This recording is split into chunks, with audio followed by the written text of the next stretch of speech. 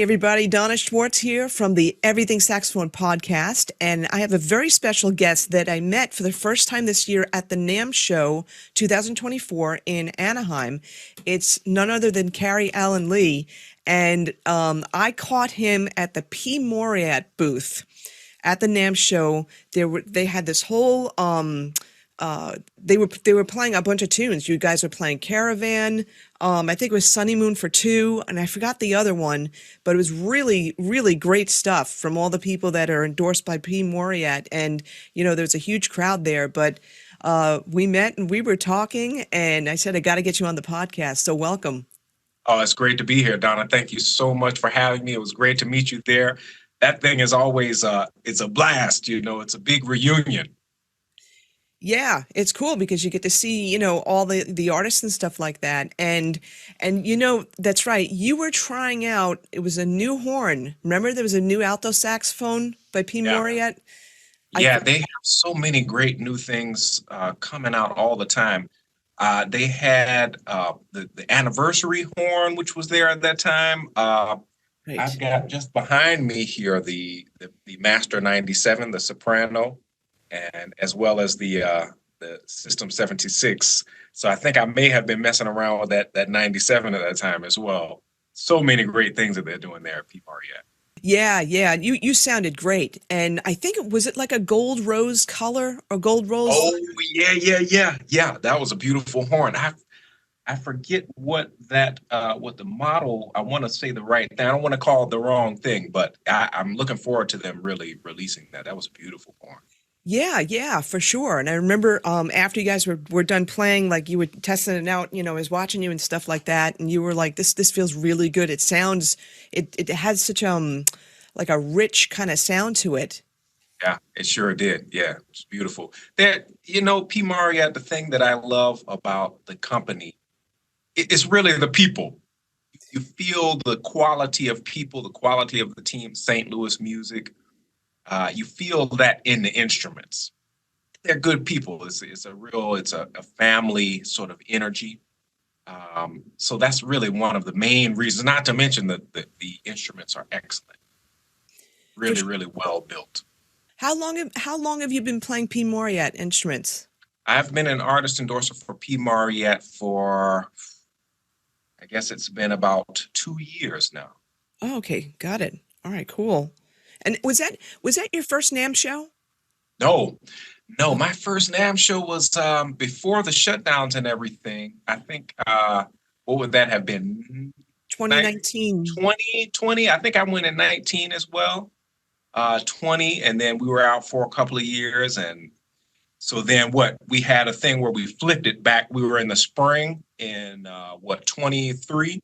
Yeah, something like how that. We flipped it back to, so it was kind of that thing where it happened all of us. We just did it, and then we were back a few months later. So I know there are a lot of changes happening in that regard.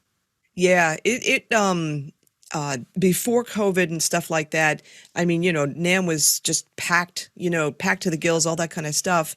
And it took a few years before things got back. And even this one, it was pretty crowded, but not as crowded as it was pre-pandemic. I'm sure 2025 is going to be really back to normal and that kind of thing. Because there were a lot of people that weren't there that normally are. And I'm hoping that those manufacturers and all that kind of stuff, and even some of the artists as well, I hope that they come back as well. Because it's fun. It's a lot of fun, you know, on the floor. For sure. But anyway, speaking of like family and stuff, what I would love for people to do is to get to know you, get to know like how you started with music, you know, saxophones and all that kind of thing. So how did you get started? Well, I come from a musical family. My grandmother was a great organist. All of her children learned to play instruments. Those are my mother's brothers and sister. I grew up as a babe in arms going to the Commodore shows. My uncle was in the Mean Machine. That's the backing band for the Commodores. The Commodores being from Tuskegee, where I did a good bit of my growing up. And actually Lionel and all those guys, they studied with my great grandmother and my great aunt piano. They taught everyone in Tuskegee how to play the piano. Wow. So I came up in this rich atmosphere. My father was a great, great music lover. He was one who instilled in us an awareness and appreciation of the healing powers of music. So yeah, being here, Tuskegee, Auburn, where I am now, where I did a good bit of my growing up as well. Found a saxophone in my hands at one point, and at another point, that spark came alight, and music began to take me on a journey, which I at sometimes tried to convince her that I needed to go a different direction, but once I acquiesced, then the journey really began in earnest. Oh, well. So that took me, of course, through these halls, which I've returned to. I went to the Berklee College of Music as well. Then I found myself in New Orleans, and there really honed my craft and had the great opportunity to work with some of the best musicians in the world, some of the greatest musicians, true artists of all time. Of course, people like Ellis Marsalis and Alvin Batiste, the great Kid Jordan. I got a chance to work with Terrence Blanchard. I still work regularly with Delphio Marsalis as lead saxophonist in the Uptown Jazz Orchestra. I was there with the New Orleans Jazz Orchestra when we played at Carnegie Hall. Dr. John got a chance to work a little bit with Aretha. Won a Grammy with the great blues man Bobby Rush, who was an octogenarian at that time. I think he might be in his 90s now, and I'm sure he's still playing shows. He's one of those. Wow. He's cut from a different cloth. That man. That was an amazing experience working with him. Got a chance to participate in the soundtrack for the movie Green Book, and had a great appearance. Of course, that film won Best Picture. I think that was 2018. So lots of great things just there from New Orleans. And the journey continues. There's always more to do, isn't there? Yeah, yeah. Okay, let me ask you something. So you mentioned Berkeley, and then you went to New Orleans, and New Orleans was the place where it really developed you. Can you talk about, like how it developed you? Donna, in New Orleans, I really began to work as a professional performing, recording, and touring musician. Also, I was exposed to the elders and the masters in a different way. One of the groups, this happened, I moved there actually right before Katrina. Started 2 months at the university, 1 month, sorry, we were just 1 weekend at the University of New Orleans in the master's program. Jeez. I was in a group called the Louis Armstrong Quintet. Katrina hit, so we were all dealing once again in a more pointed and poignant way with those big questions of life. Who am I? What is this place? Where do we go from here? So I came back to New Orleans, was part of the rebuilding. I started to work with one group in particular, and that was the Treme Brass Band.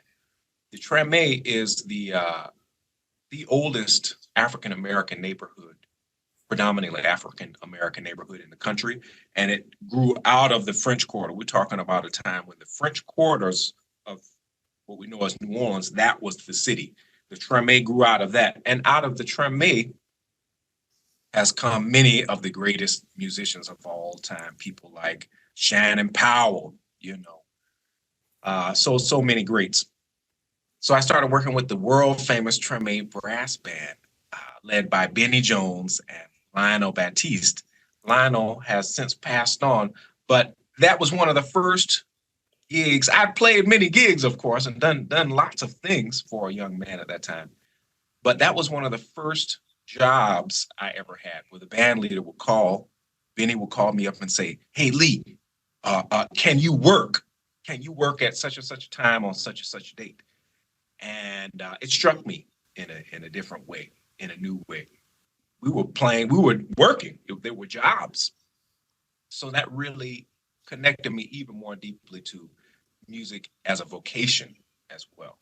Again, I was already working, doing things, working professionally, but a lot of times we talk about the artistic aspect of music, but also for those who are truly working in the music industry, we deal with the vocational aspect. What is required to be a professional?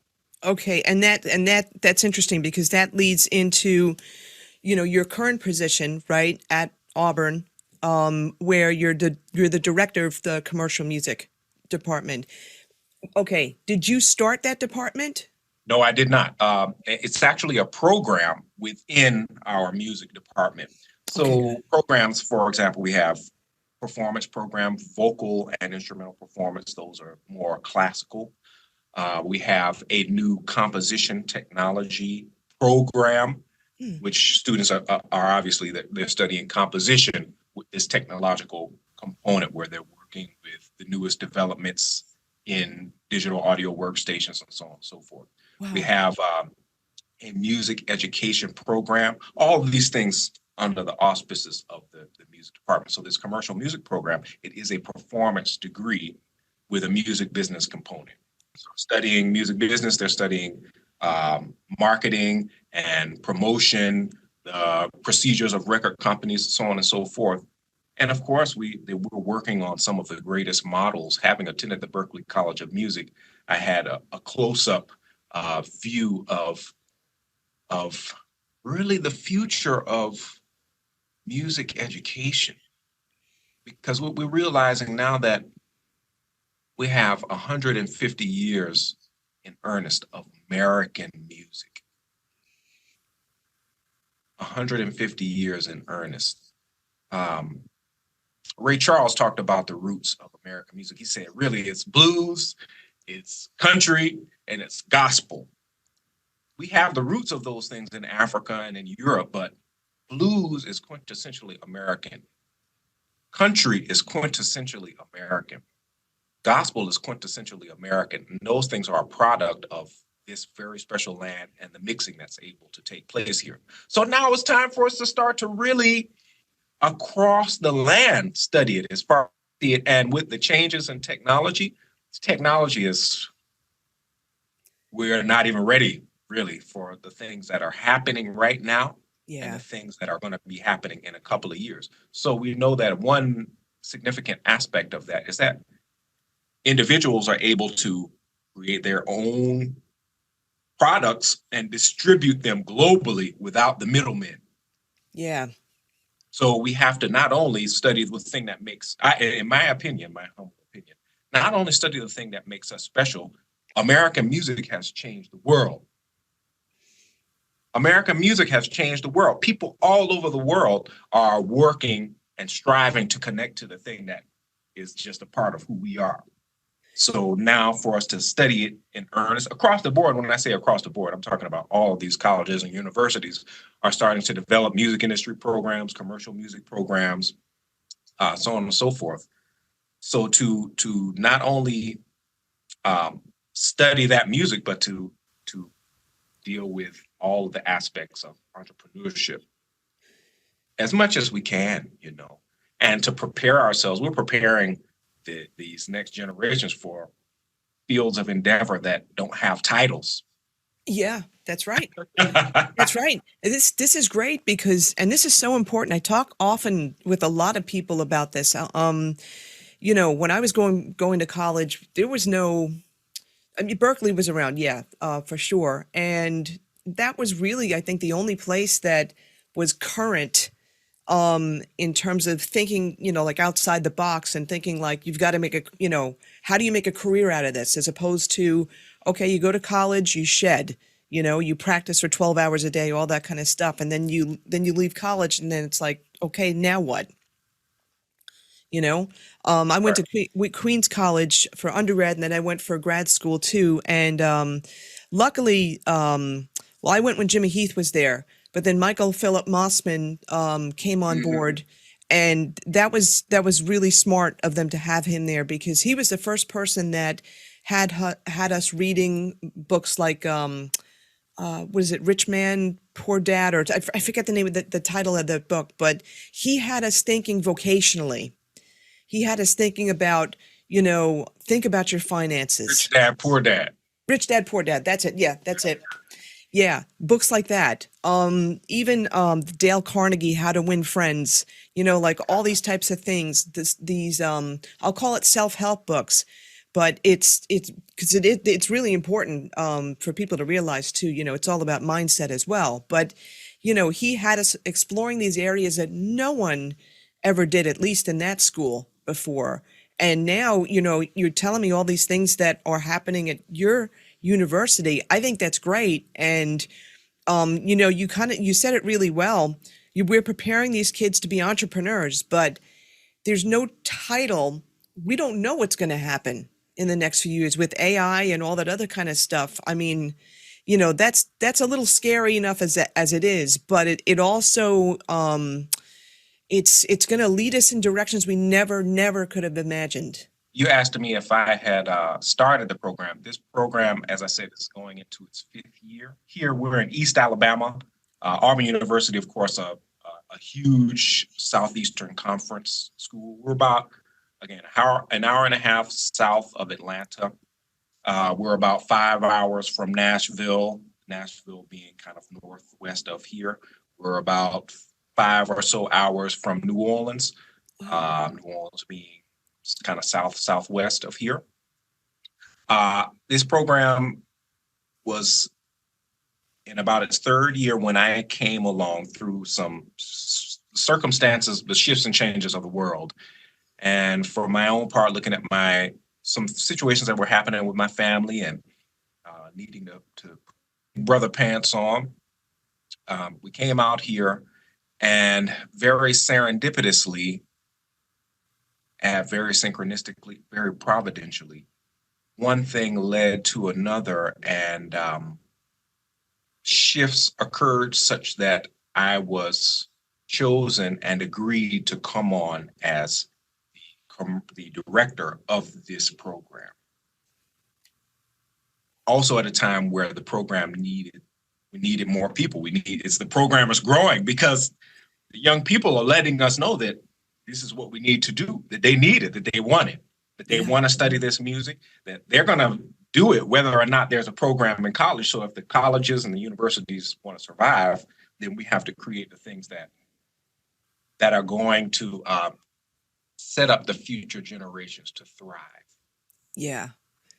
All right. So as I look, I see that my very vast experience as, again, a performing, recording, and touring musician, and also an artist. I studied composition with the great Roger Dickerson, who is the teacher of Terence Blanchard and many, many others. Great master composer, 2-time Pulitzer Prize Award nominated composer. Wow. Mr. Dickerson, a great friend of Ellis Marsalis. They really went back a long way.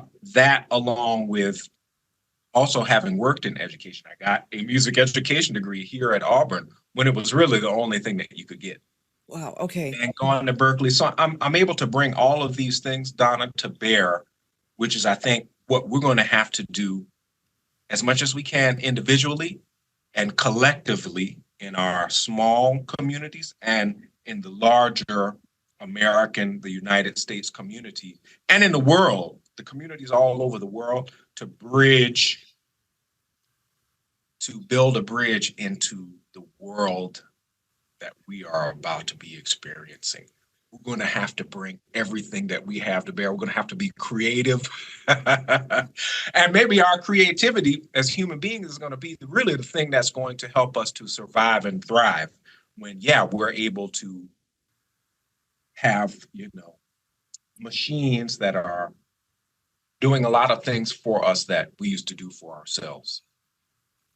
But the creativity, which is, I think, that is human. That's something that machines will never be able to. Not the depths and the true power, the highest manifestations of human creativity. That's going to be something that I feel like we're going to have to, and we will begin to appreciate in a much deeper way, and to see flourish in ways that we had not really even imagined. Yeah, and also be proactive too, because often, Yeah, because with colleges, the trend usually is it takes a long time before you see, some kind of current, um, programming or teaching or whatnot. So I think this is where the colleges definitely need to, be proactive, see what's going on, like you said, in the communities, not just for like the horn players and stuff like that. We're looking at, the kid in his garage, playing with all these tools and stuff like that, and, using social media and, getting themselves out there and all that kind of thing. It's definitely, they have to be on top of it and absolutely proactive. And even then, I think we're gonna be experiencing some things that, yeah, as a friend of mine said, a colleague of mine said, really, we're gonna be in this mode where we're picking up the pieces. All of a sudden, it's gonna be the Jetsons out here, I think. Yeah, I know Well, I this. thought we had about 25 more years before the Jetsons came along, but we're here now. Yeah, they're in. Okay, so in Los Angeles, it's going to happen either this year, 2024, or next year. They're going to have flying taxis.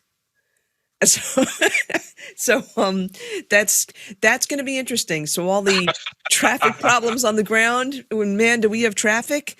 That's going to be in the air. That's just going to be very interesting. That's all I've got to say. Yeah, and we're gonna be looking around, and there are gonna be cars with nobody in them, Yeah. going on errands and carrying on and doing all sorts of things. It's it's gonna be a wild ride these next few years. I mean, we just think about how quickly things shifted, Donna. You remember when cell phones first came out. Oh yeah. You remember when we were still, maybe you might call somebody on a payphone. Yeah. And we remembered phone numbers. So within about 5 years, less than 10, we had the handheld computers that we have now, which we were still calling phones when the first iPhones came out. And now this is a computer. This is a supercomputer 100 times, 250 times, 500 times. I'm not a numbers guy in that way. More powerful, hundreds of times more powerful than the desktop computer that we had in the late 90s. Yeah. Yeah. So what's going to happen in 5 years is just a drop in the bucket, but we already know that. So the phones, these things came out in seven, I think so. about Yeah. 2006, 2007. Now look at what we're doing. I know. It's yeah, you know what and some of this stuff is happening right now too, with the headsets and the virtual reality and all that kind of thing. I don't know how much that's a little weird to me in this sense because like, the phones are awesome. They're great, but then you go to a restaurant, right? And what's everybody doing at the table? Looking at their phone. You know what I mean? It's making us inhuman, and I can only imagine with like a virtual reality headset and stuff where your vision's blocked and all that kind of thing, how much that's really going to separate people out, and take away Yeah. some of the I'm going to say it, take away some of the human element of speaking to people, of conversations and all that kind of thing. Yeah. That will happen, but I think that there's always this kind of balance that comes in, this ebb and flow. The pendulum swings. So at the same time, people are going way out there in that regard, and they really forget how to interact human to human. There's going to be many of us who become even more human. And there's never going to be a robot that can blow a saxophone like you. Or me. And people are going to start to appreciate that even more. To go and hear some live music and hear real human beings that have lived real lives in the real world, blowing blowing their life through a saxophone and blowing their life, making these strings vibrate with the life coming out of their hands. It's said that the hand is the way that the mind, that we touch the world, that we manifest in the world, from the head to the hand. There's never going to be a substitute for that. Yeah. Yeah. Do you find this is, do you, I'm trying not to laugh because I'm picturing, I'm picturing robots on a stage just trying to do a jazz jam. I'm sorry, that definitely is not going to work. But anyway, do you find that with the kids that are coming into school, each and every semester and that kind of thing, um, are they more creative? Are they less creative because they have these other machines that can give them, that can create parts for them? You know what I'm saying? Like, do you find any kind of loss of creativity with that regard? I haven't seen that yet. I think that the human spirit is going to find a way, even in the most difficult circumstances, is going to just generally find a way. We just find a way. It seems like we have nothing, we find something, even if it's just something within ourselves. I think that the challenges of these generations coming up, for some of them, I see that they're having a hard time showing up, really being present for themselves, really being present for each other, really being present with the obligations, the agreements that they've made. Okay, yeah. And in order to manifest on the highest levels, we have to show up. People that are great songwriters, that are great composers, that are great performers, they show up every day. They are writing every day. They are practicing every day. They are rehearsing with their ensemble members as much as it takes. In their relationships, as much as they can, they are showing up. When they have business agreements, they show up. There's no question. The people that are doing that on the highest level. Yeah. So we'll see. We'll see. I think that also the times bring out of we the humans things that we may not necessarily foresee, just like us in our individual lives who go through difficult situations. And those situations, they shape us and they mold us in unforeseen ways. So we'll see. We'll see. And I'm just doing my own part, doing my best to bring everything that I have to bear and also think outside of the box, Donna, to just be an example for them and to be a guide for them, a guide on the side, also a leader by example. Yeah. Because that's one of the things that also happened for me in a very powerful way in New Orleans. Being next to these great musicians and having a clearer realization about how mastery is transferred. You can never get it from a YouTube video. Right. You cannot get it from a podcast. You're not going to get it from some Oculus glasses in the metaverse somewhere.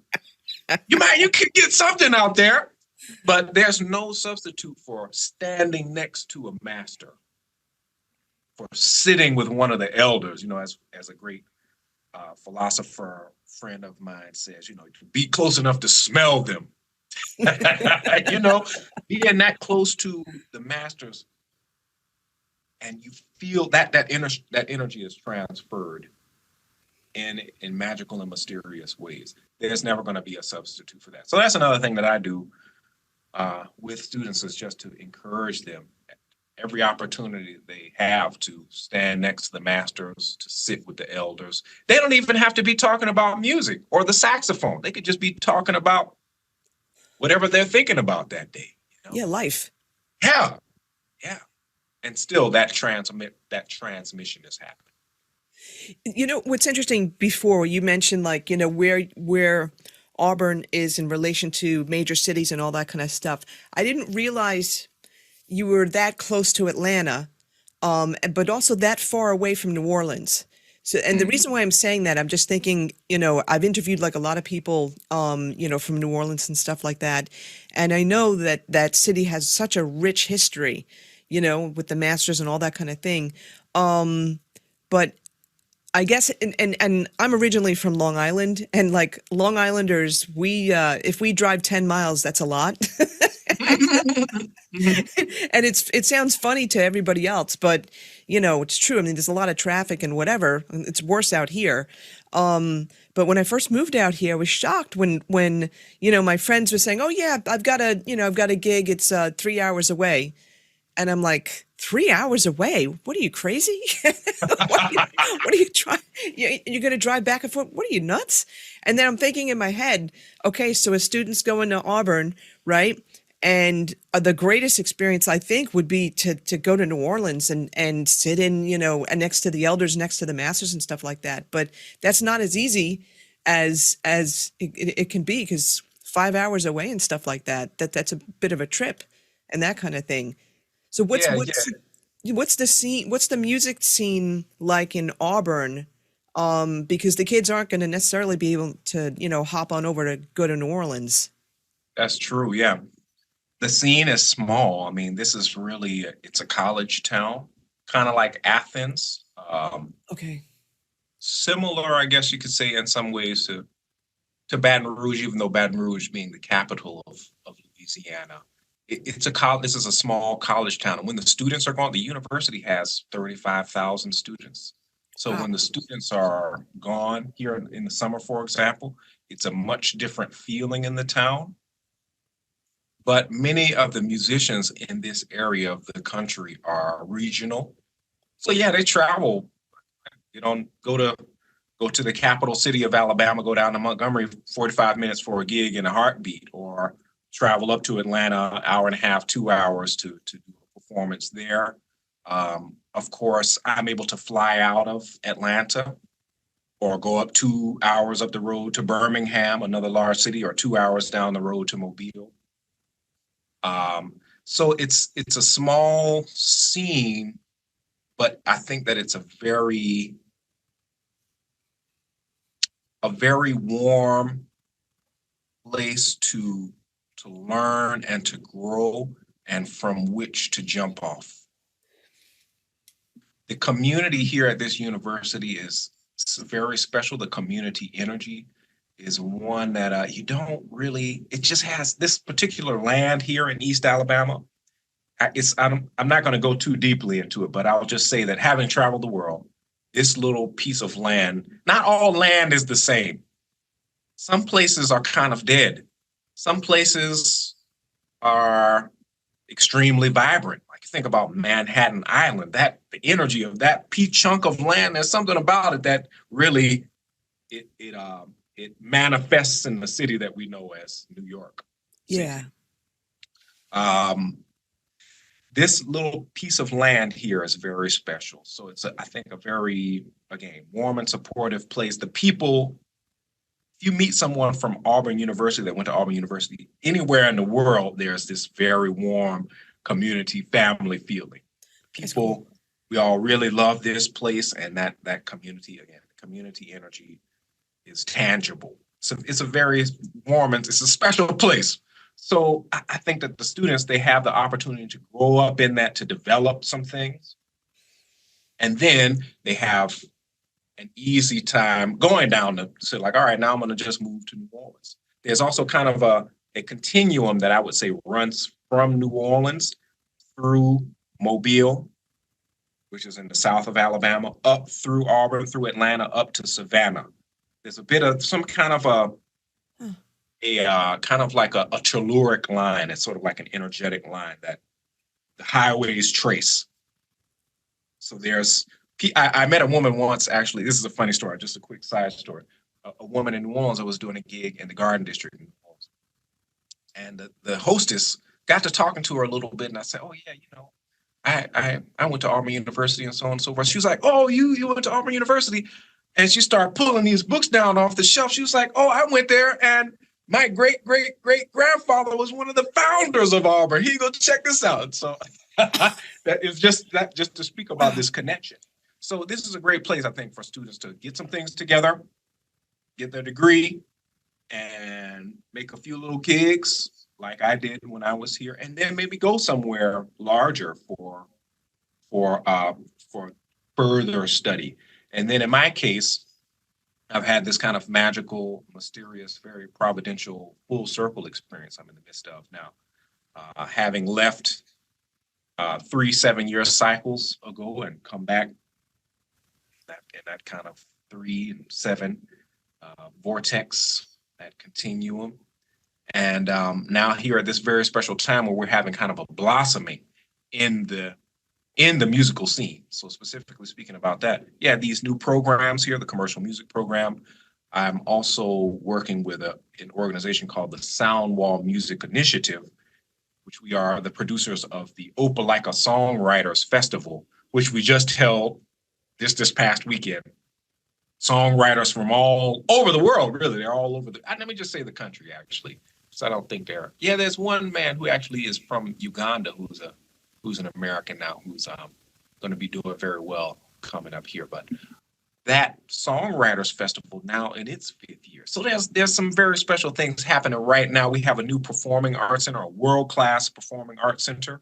It's called the Gouge Performing Arts Center, which I had some role in helping to raise funds for.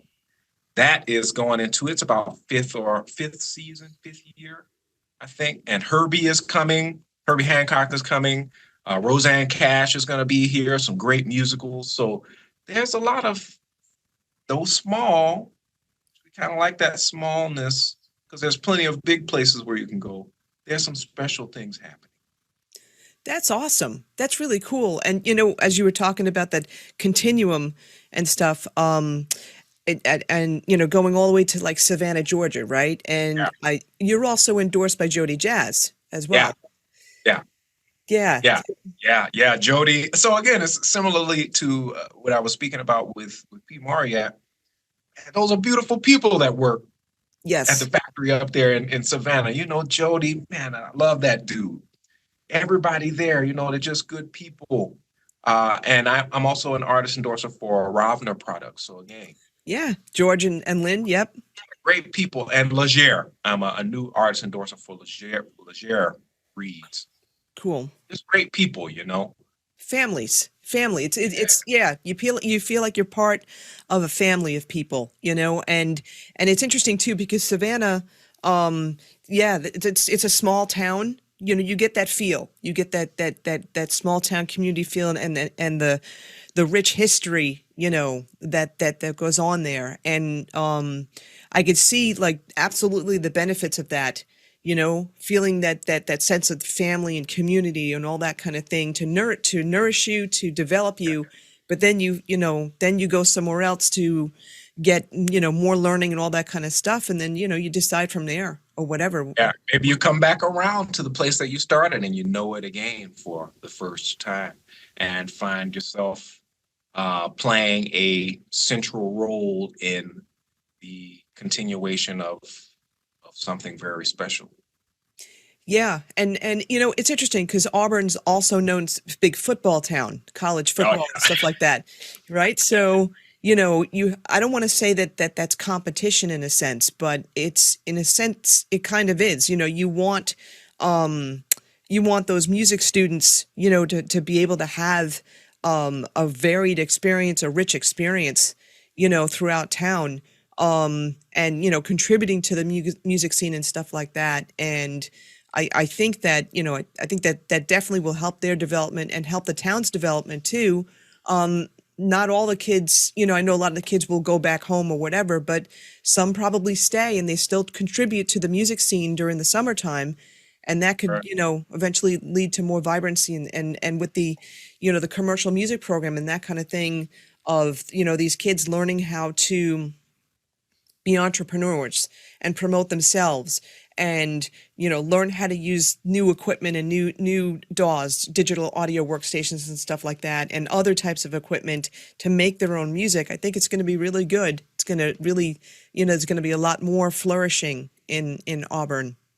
Yeah. This town is, as I said, the land is very special and that animates the people, just similarly to New Orleans or Savannah or New York City, or Long Island, or even San Francisco, Los Angeles. The land, I feel like, has a great deal to do with the way that people are and the things that happen in the place. So again, this land being very special, there are lots of alumni of the university that have done very well in other fields, engineering and business, um, in particular, aviation. And so those things, along with the athletic traditions, are benefiting the whole community. And thank goodness we have people who realize, even though they may be scientists, that they're engineers, they realize the importance of the arts in helping them to be better at what they do, to be more well-rounded people.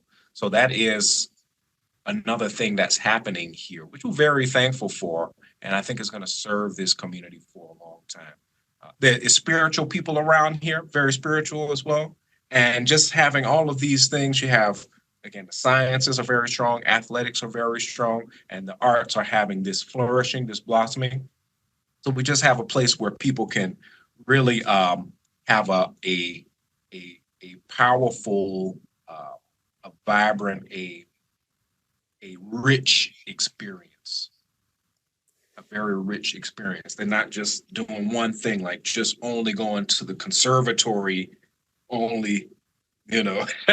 which is cool. That's cool too. Some people, that's the path that they need to be on, and there are places for them to do it. Here, we have this sort of nice, rich kind of, it's like a permaculture. It's not just a monoculture, a one sort of crop, like if we were just only growing soybeans. It's not that kind of thing. Yeah, we have, again, so like a well-rounded, like a classical Greek education, which, again, athletics, the sciences, philosophy, the arts are right there. We know that in order to step in next era that we're stepping into, which we don't see the details of it, we're going to need all of those things, especially the arts, especially creativity, as we spoke about before. Yeah, and it's funny. I'm thinking about when I went to college. Both times for bachelor's and then master's. There wasn't much difference in terms of delivery, and expectation. And I'm talking in the late '80s, early '90s, and then in the 2000s and stuff like that. Whereas now, gosh, I mean, 5 years ago compared to now, it's a whole different world, pandemic. Yeah, I get it. But just with everything else as well, so it's just really interesting to think about it the way you're saying it, how 5 years from now, I don't know. I just don't know what's going to go on. But the other thing too, you may not be aware of this artist, Annie DeFranco. So, Oh, yeah. Okay, cool. Yeah, she was the one person that bucked the system. So she's a singer-songwriter. She's based it around Buffalo, New York, that kind of thing. And in the late 80s, early 90s, she said, forget it. I'm not going to go with a record label. I am going to put my own music out there. I'm going to promote myself. Because at the time, it's like you either have a label or nothing, that's it. But she did it her own way. And, she's had a very strong career, all, these 30, 40 years, whatever. And she set the stage, doing many things in terms of promoting herself, doing house concerts. That's a big deal. I know it's a big deal in the South too. Like Michelle Malone, who's another singer-songwriter who does a lot of house concerts. She's a great singer and a blues player and a blues guitarist. So just really, really good. But these are people that kind of set the stage, for commercial music program like what you have and all that kind of thing. These are the kinds of things that the labels are going to be there, but the labels have evolved into, you have to have a massive following, then we'll pick you up. That's what they are, and Yeah. Go ahead. yeah, and with people that are creating their own music and just getting started and all that kind of thing, learning those skills to be able to become an entrepreneur and promote yourself, I think that's going to be so incredibly important. And it'll also show these kids that you don't necessarily need a major label But if you're on the path to getting it, great, that's awesome. But you don't necessarily need a major label to, get out there and promote yourself. No, indeed. And I think the the old labels, these major labels, even what they're doing is they're not what they used to be. Yeah. They're not places in which artists can be developed, real artists and great entertainers can be developed. They're beholden, of course, to their shareholders and to their bottom line. And so they have less flexibility when it comes again to developing artists and artistry, to um, holding space for the creation of new things and new ways. They're trying their best right now to, again, keep their profit margins as they are. So they're kind of like shifting into, they're going to be using the so-called AI to just to figure out ways to make more money, not to make new things or to support artists or to support vibrancy and vitality in communities through the arts. They're not going to be doing that.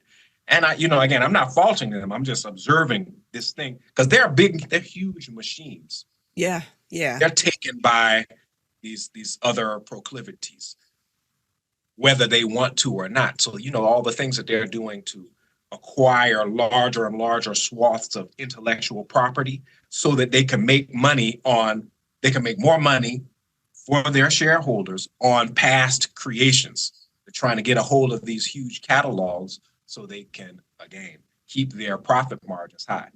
That does not create a space for the development of artists and artistry. So we're saying, what is it that that labels used to do?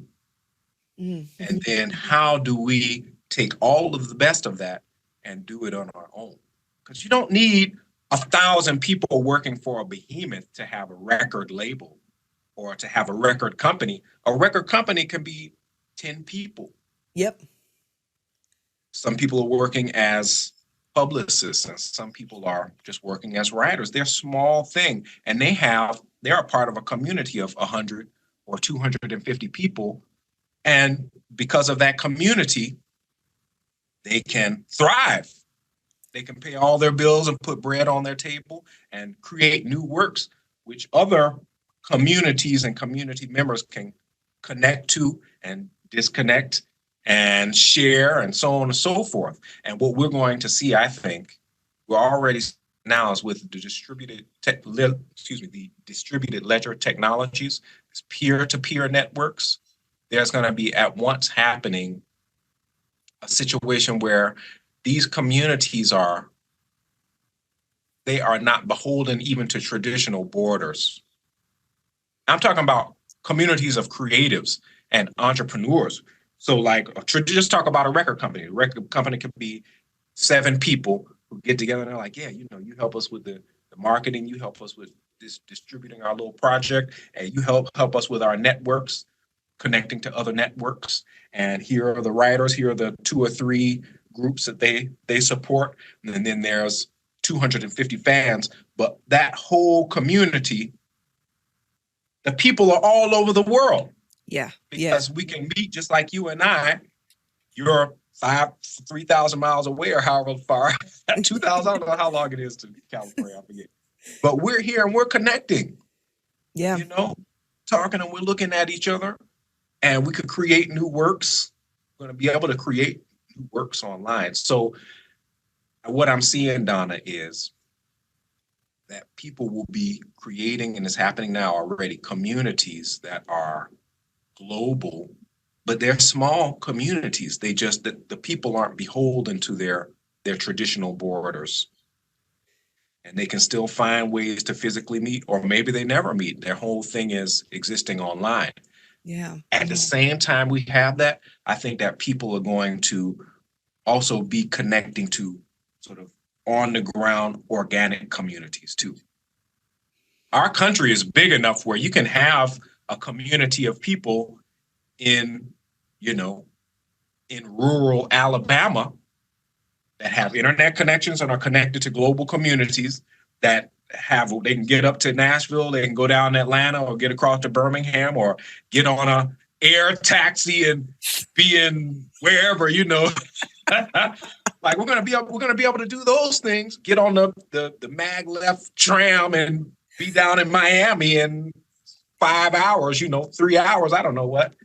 We're going to be able to do all those things. So people are going to not only be connected to communities online that are global, but they're like, yeah, we also want to have basically like a little town that this is our community and we're doing things on the ground together, looking at each other and talking to each other and breathing love into each other's air and laughing physically together. Well, that thing is going to be happening too.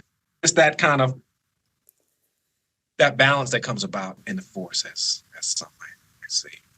Yeah, it's very cool, and it reminds me of something too. I'd gotten an email the other day. Ari Herstrand, he's this guy that understands. He's got this book all about the music business, and he's on its. It's not the first edition. I think it's the third edition or something like that. He updates it every few years and whatnot. And he was talking about, he has his own podcast, and he was talking about a new label that's forming called Palm Tree Records. And it's essentially what you're talking about. It's this little label that wants to develop the artists, wants to play the role that record labels used to have. So I'm just kind of putting that out there, people that are listening to check that out or whatever. But I want to go to a different direction here. I want to talk about when it comes to, like saxophone playing and all that kind of stuff. Who were your biggest mentors? Who were the people that were your biggest mentors, and what was the biggest lesson that you learned from them? Of course, I'm standing on the shoulders of giants. I had a mentor here locally. His name was Ajred Mitchell. He is a bassist. He helped me a lot, and he was a student of David Baker's when David Baker taught at the Berklee College of Music. He was also a student of Larry Ridley, the great bassist who taught at Rutgers. So he studied with those men. He was the one who put on my mind the possibility of going to the Berklee College of Music, which was a life changer for me. To go up there, I was classmates with Esperanza and Christian Scott, Atunde Ajua, Philip Bailey Jr., great people like that. And it was there also that I studied for years with the great Billy Pierce. He was one of my main men. He was the head of the woodwind. He was the woodwind department chair at that time. Bill Pierce, of course, the great tenor saxophonist, the great saxophonist. He was one of the jazz messengers in the early 80s. He was kind of, I guess you could call him sort of an elder statesman. So he was there when Branford and Winton came into the band. And then he was there when Donald Harrison and Terrence Blanchard came into the band. He also worked with Tony Williams, and I learned a lot from Bill. And also there was the great Walter Beasley. He helped me in immeasurable ways as well. And then coming to New Orleans, towards the end of my time in New Orleans, I mentioned Roger Dickerson, the great composer. Mr. Dickerson, just as a spiritual man, as a creative man, who really helped me to in an even more focused way to connect to the creative source. He's one of these kind of magical educators, kind of like people talk about Nadia Boulanger. Yeah. Quincy Jones and all sorts of people like that, studied with Philip Glass, Gershwin and all kind of people who seem to have a magical ability to truly educate, and that is to educe, to bring out of the individual that which is within them, to help them connect to the creative source. That's what Mr. Dickerson helped me to do. I studied with him for 3.5 years, and I would have made it a solid 4, I got my Roger Dickerson degree in some regards. I would have gone longer if I could have. Things were cut short by all the things that happen in the world. But of course, my family members, my Uncle David, who was a great a multi-instrumentalist, songwriter, producer extraordinaire. When Lionel Richie went solo, he was with Lionel said, David, well, I want you to come with me. And so he was playing all the instruments on those first records, Can't Slow Down and all that kind of stuff, and co-writing those songs. So he's been a huge influence on me as well. So that's a lot of people that I've named, and I haven't really spoken about any specific things. I think you were wondering more so about the saxophone. Well, no, actually, yeah, for sure. But no, this is all important. These are all people that have shaped you. They're definitely mentors for sure. Yeah. There's so much there, not only in terms of music, but of course, how to play the saxophone. Bill helped me a lot conceptually. He sort of stimulated my imagination even more so than I kind of have a different way of, I like to, when I'm thinking about music, how to play, just improvising tunes and stuff. I love, Donna, to look at the colors and to figure out all the different ways that I can paint. It's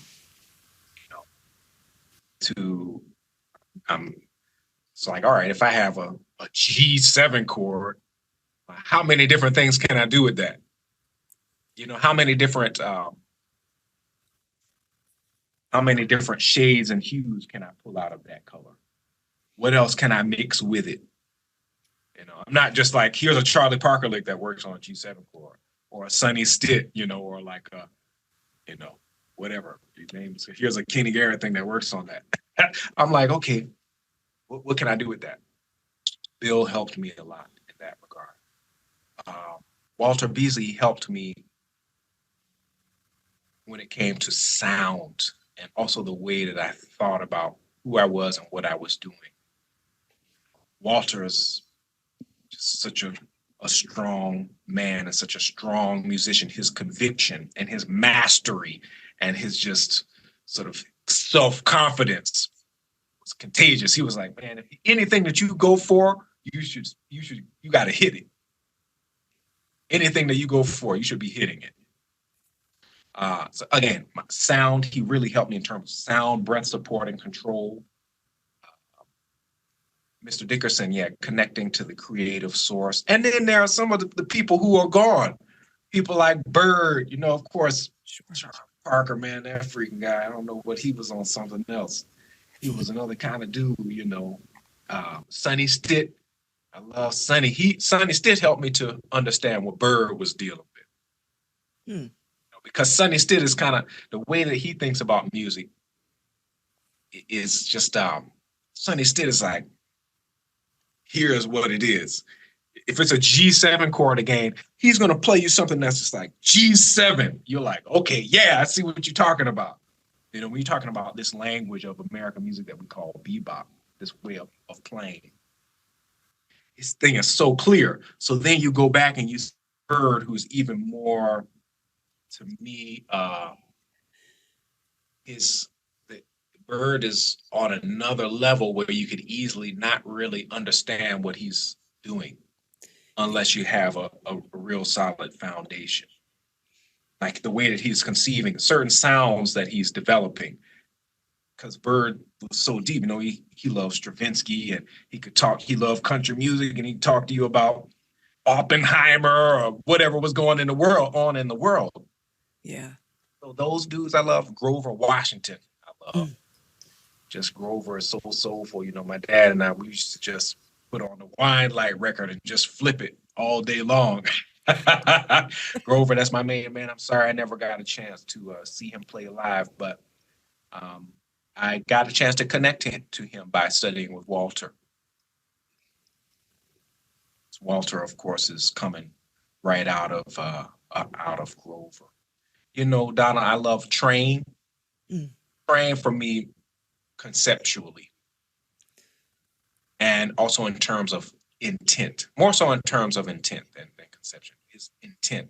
Coltrane is making music for the benefit of humanity.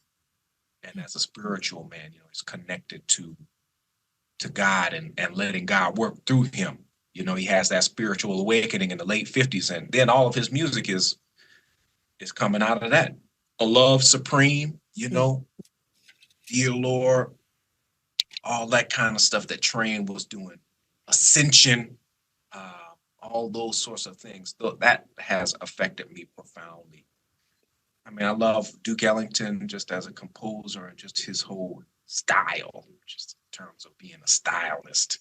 Duke Ellington. Yeah, there's so many people, that influence us all, aren't there?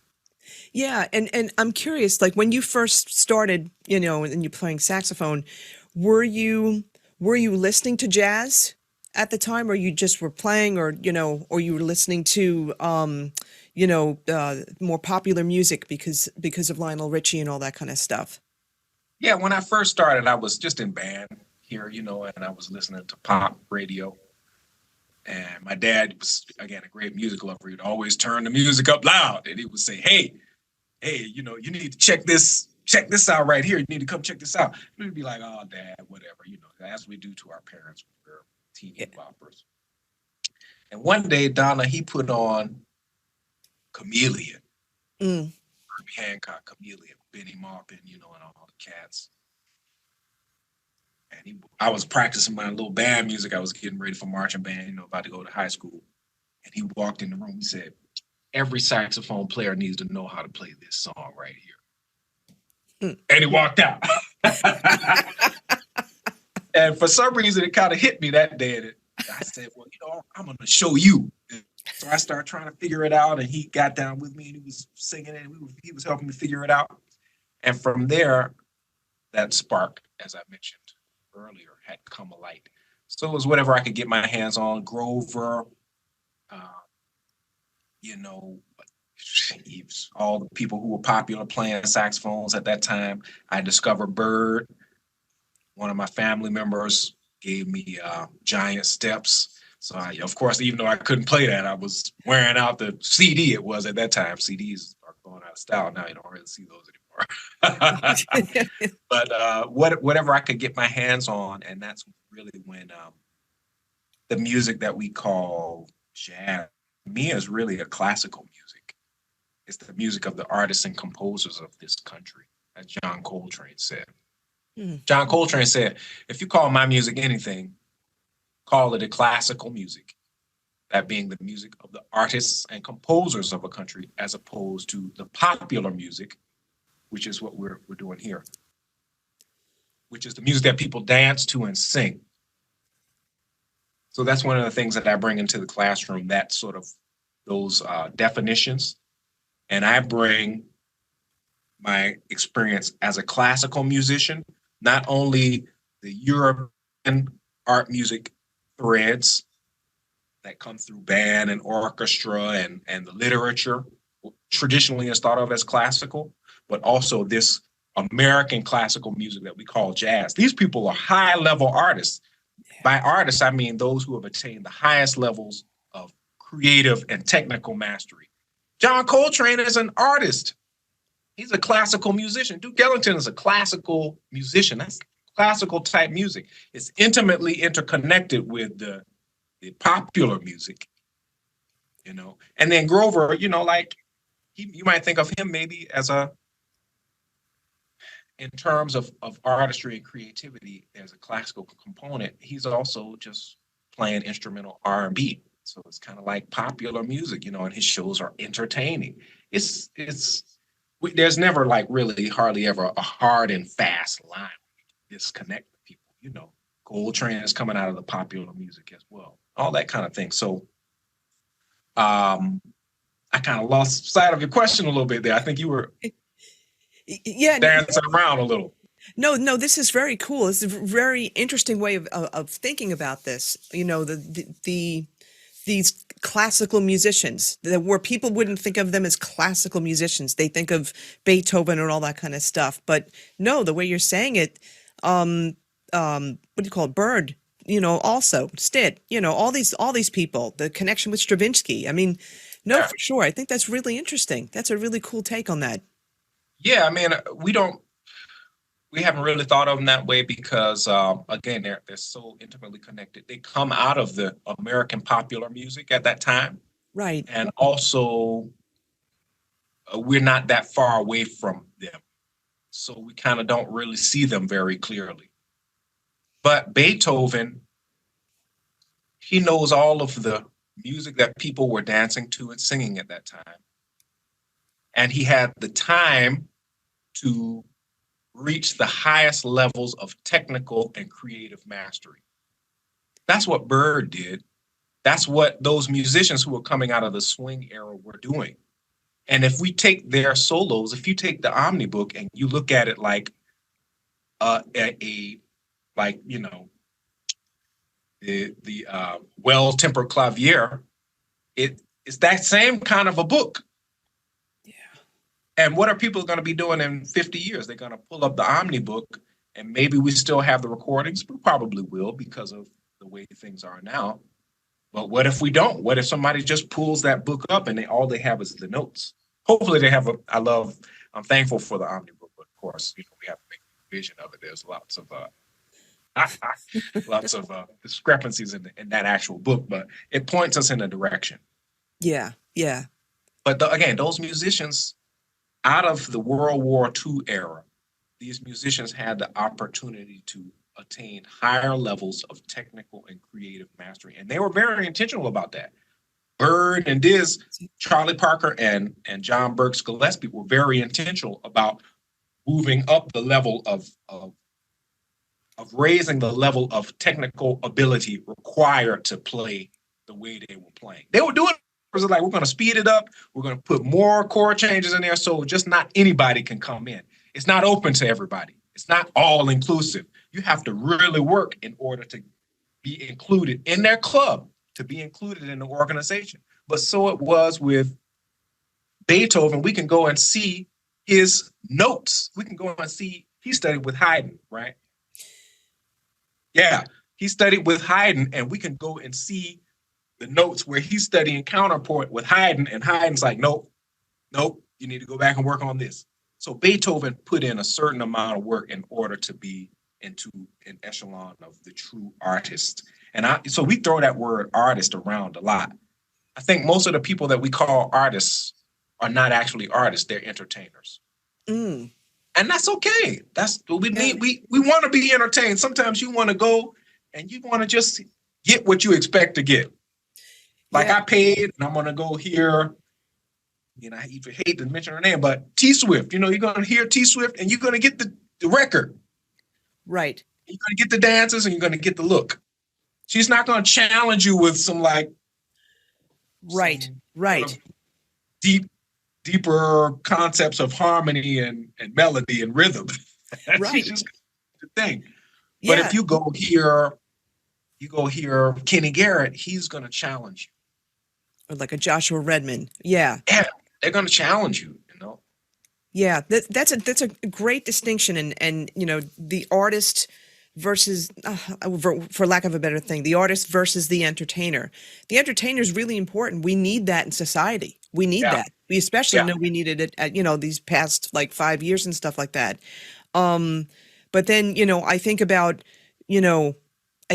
people like Bird. I think Dexter Gordon. I think about Stanley Turrentine. I think about, all those artists that pushed the music in different directions.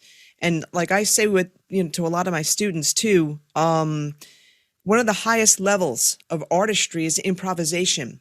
Classical musicians did it centuries ago. Right. That's right. People forget about that. And the thing is, though, that's kind of stopped. With the printing press and this, and things getting published and all that kind of thing. But classical musicians today, if you want to be, classical saxophonist, you need to learn how to improvise too, because a lot of the the works that are coming out now, that are being composed now, have elements of improvisation in there as well, you know? And so it's on a higher level of communication. Yeah, I also say, Donna, that improvisation is natural. I mean, we're doing it all the time as human beings. Yeah, we're And like right every now, we're aspect of talking. our lives. That's right. Yeah. But even after the printing press, people were still improvising. I mean, if you think about somebody like Chopin, he's a great improviser. And so many of his pieces, he can't do. They're just having dinner. They go out to the villa, you know, they're having dinner, tasting a little bit, and and then he sits down and he just starts playing some stuff, you know, just improvising. And you know that then he comes up with some things, and the next day he's like, "Oh yeah, that was a good one I played last night after the dinner," and he just like starts writing it down and he develops it. I've been in the studio with great composers who are composing for film and television, who just I know that they just sat down and just watched the scene and just played something, Yeah. and then went and refined it. They developed that improvisation. Improvisation is natural and is at the core of music making. So even these European musicians that we think of as classical, they were all improvising. I think improvisation, it seems like when this country started to come into its own, there's still improvisation all along the way in the communities of art musicians and in the communities of popular musicians, just people, folk music. There's improvisation, all of that music. Maybe as the universities come about and they gain a greater footing in this country, I'm talking about post World War One and in World War II. As the universities sort of gain a greater sort of solidity in this country, maybe even the second half of the 20th century, a lot of the people who are studying classical music, especially the European tradition, because of the way that curriculums are developed in universities, Yeah. they don't really leave room for the improvisation bit. They Mm. spend so much time on the nuts and bolts and on reproducing this all of this music that came out of Europe in particular. But improvisation is always there. And now, yeah, it's coming back.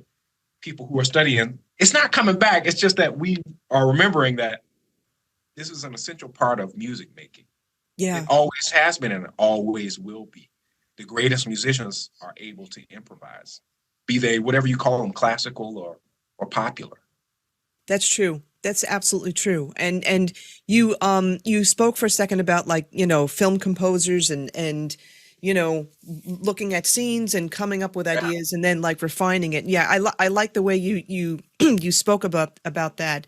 And actually that leads to my next question too, because the Green Book, right? You were, you know, in that, you participated in that movie and performing, you won a Grammy, all that kind of stuff. How did that come about?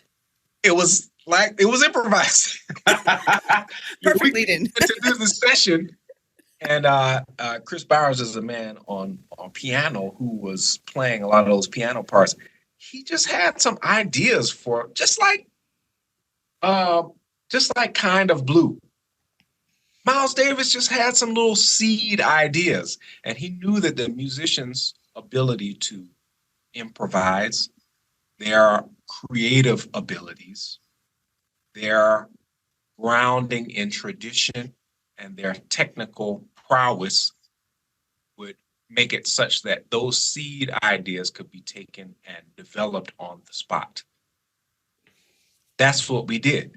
He had a couple of ideas. He's like, we know this scene is going to be one in which he comes into the club, and so it's like blues, it's 60s blues, and I think it should go something like this, and the groove is kind of like this, and we just started playing, and I just made up my part, and that was the music that we cut, and then we went to. They said, "Oh yeah, well we're gonna film this scene that you all did the music for. These scenes, can you make it?" We said, "Yeah, we can make it." And so even there in the scene, that's what great actors are doing. They're improvising.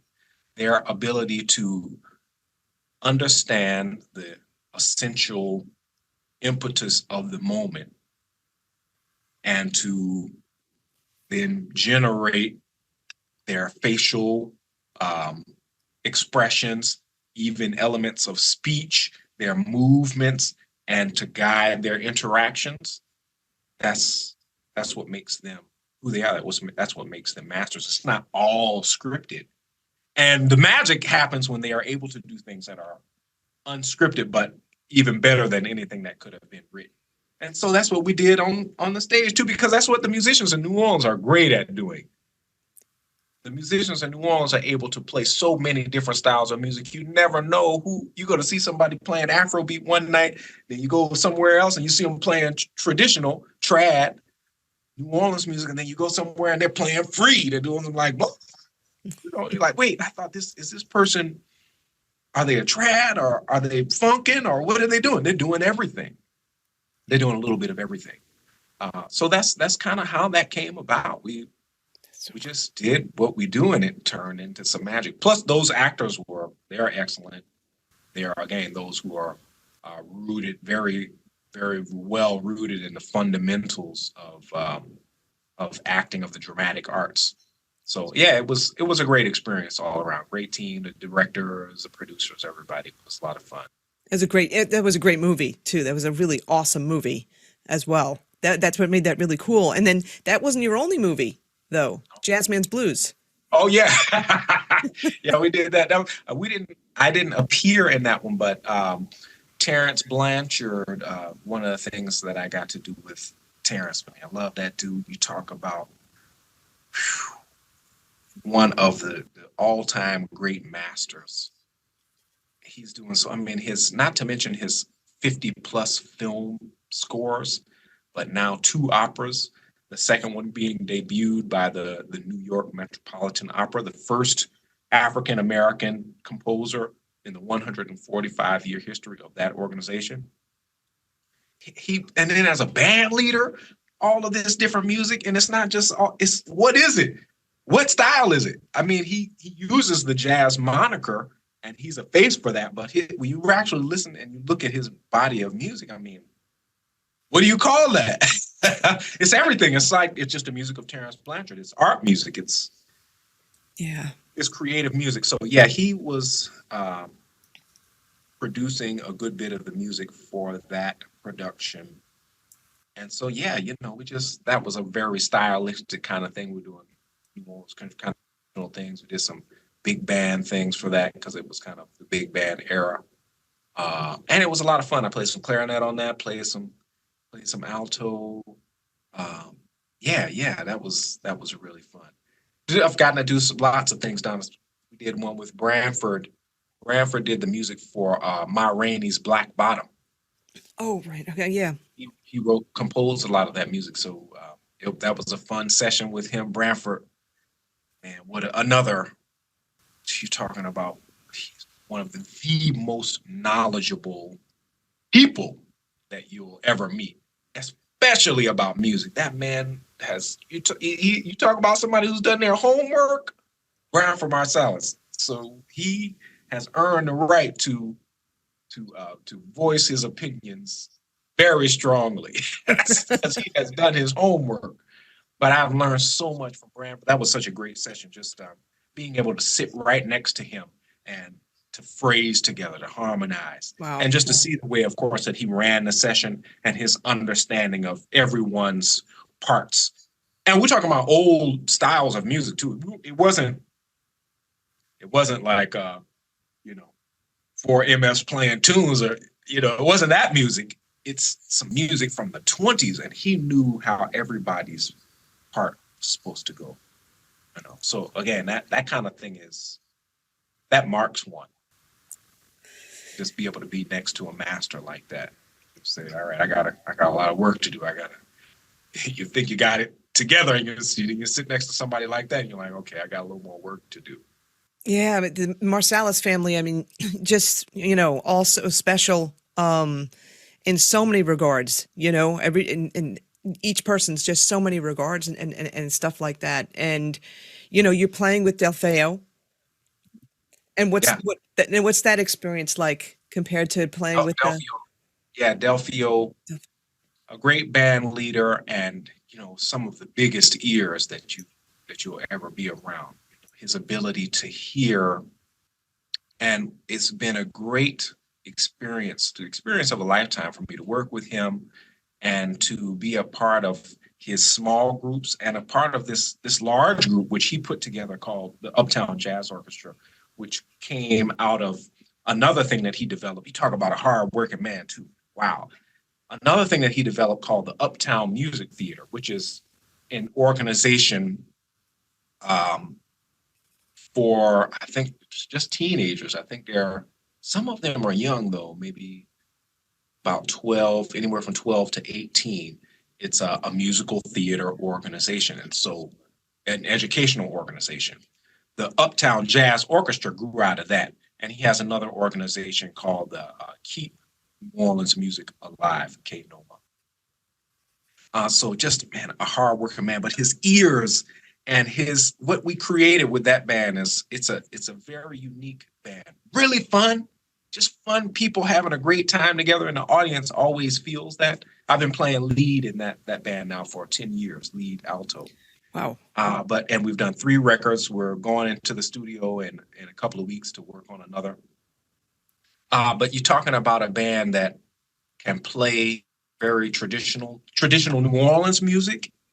A big band. We make up arrangements. We play sort of New Orleans brass band type things, and then we'll play some very progressive, straight ahead jazz things and make up arrangements for those things as a full band. And that was a thing that we developed just being on the bandstand. For almost 10 years, we played every week at Snug Harbor, New Orleans, in addition to traveling. Also, we're doing Delphio's originals.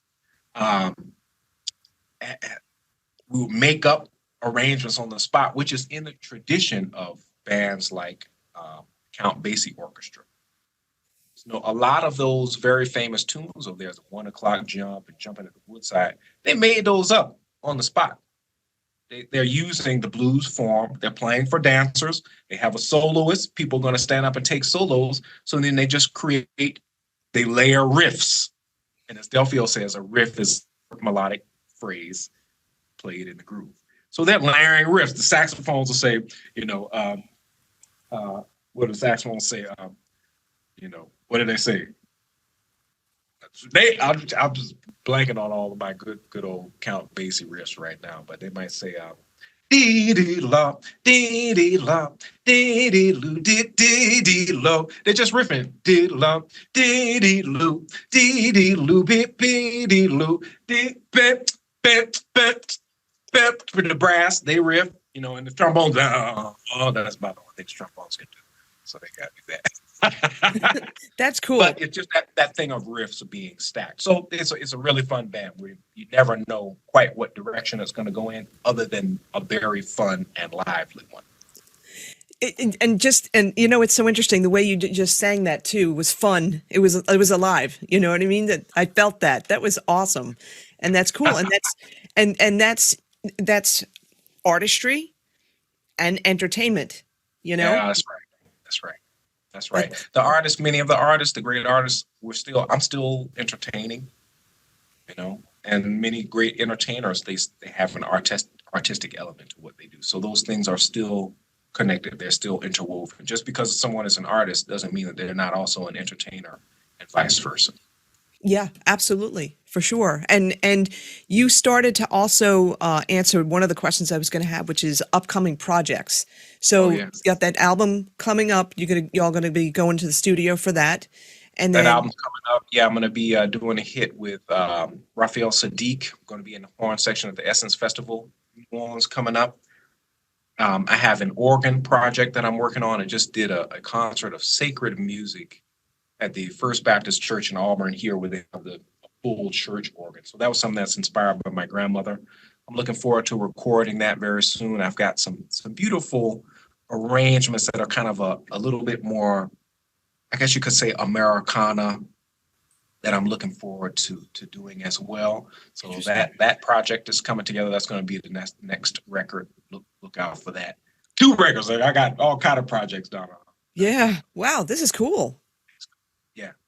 That's really cool stuff. Now what would you say if you could impart like one piece of advice to, you know, I don't want to say an aspiring saxophonist. I don't mean it in that way. An aspiring musician, you know, an aspiring musician, maybe it's not their, you know, like it's going to be their full-time vocation or whatever, but they play on weekends, you know, they have a day job, they play on weekends, whatever, you know, any like tips or advice that, you know, you can give to someone that would fit along that category?